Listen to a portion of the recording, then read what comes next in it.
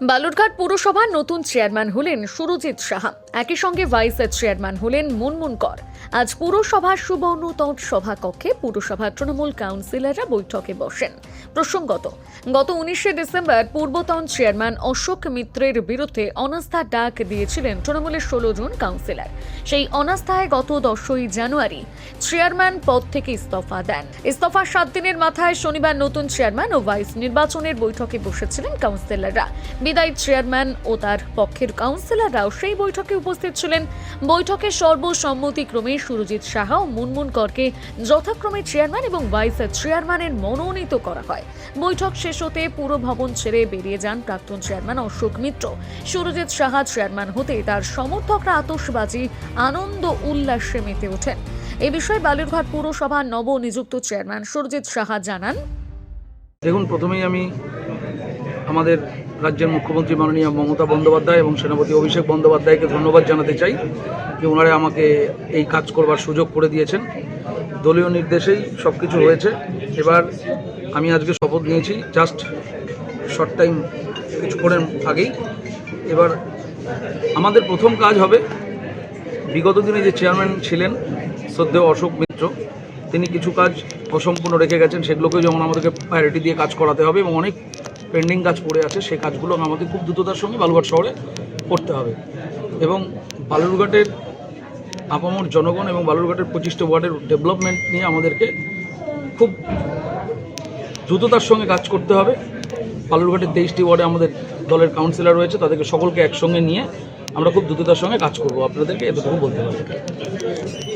কি বেশি প্রায়োরিটি দিবেন এই অল্প সময়ের মধ্যে? দেখুন, ডেভেলপমেন্টকেও প্রায়োরিটি দিতে হবে, সাথে বালুরঘাট পৌরসভার প্রচুর মানুষের কাজ আটকে রয়েছে। হাউস পাওয়ার আছে, তারপর ওল্ড এজ পেনশন রয়েছে, যেগুলো বিগত 5 বছর ধরে পেন্ডিং পড়ে আছে। আমরা চেষ্টা করব 1 মাসের মধ্যে যত দ্রুততার সঙ্গে সম্ভব হাউস পাওয়ারের বাড়িগুলোর টাকা ছেড়ে দেওয়া সাধারণ মানুষের সুবিধার জন্য, এবং যে সমস্ত ওল্ড এজ পেনশনগুলো 5 বছর 6 বছর ধরে পেন্ডিং হয়ে আছে, অ্যাপ্লিকেশন হয়ে আছে 2বার 3বার করে, সেগুলোকে খুব দ্রুততার সঙ্গে আমরা কমপ্লিট করার চেষ্টা করব।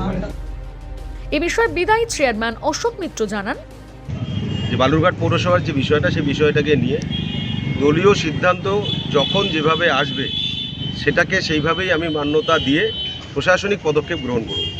প্রতিটি বিষয়ে দলীয় সিদ্ধান্তকে মান্যতা দিয়ে দল যখন যেভাবে আমাকে নির্দেশ দিয়েছে তখন ঠিক সেভাবেই সেই কাজটা আমি করেছি।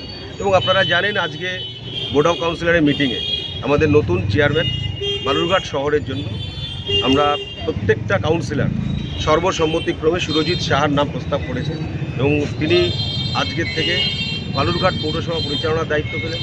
তো স্বাভাবিকভাবেই আমি আশা রাখবো যে সমস্ত অসমাপ্ত কাজগুলো আমার টেনিওরে হয়েছে, যে আমাদের পাড়া আমাদের সমাধান মুখ্যমন্ত্রী মস্তিষ্ক প্রসূত প্রকল্প, প্রচুর কাজের পেন্ডিং রয়েছে, সেই কাজগুলোকে দ্রুততার সঙ্গে আমরা পৌঁছে দেব এবং সে তার নেতৃত্বে সেগুলোকে পৌঁছে যাবে খুব দ্রুততার সঙ্গে। এবং পাশাপাশি বালুরঘাট পৌরসভার আরও বেশ কিছু ইনোভেটিভ চিন্তাভাবনা, ইনোভেটিভ যে কাজকর্ম, আরও উন্নয়নমূলক কাজকর্ম আশা রাখবো তিনি এই শর্ট টাইমের মধ্যে, আর কয়েক মাসই তো আছে আমাদের এই বোর্ড, তো সুতরাং এই টাইম পিরিয়ডের মধ্যে সেই সমস্ত কাজগুলোকে তিনি করে আরও তার জন্য তার প্রতি এই যে নতুন চেয়ারম্যান হলেন তাকে আমি শুভেচ্ছা জানাচ্ছি।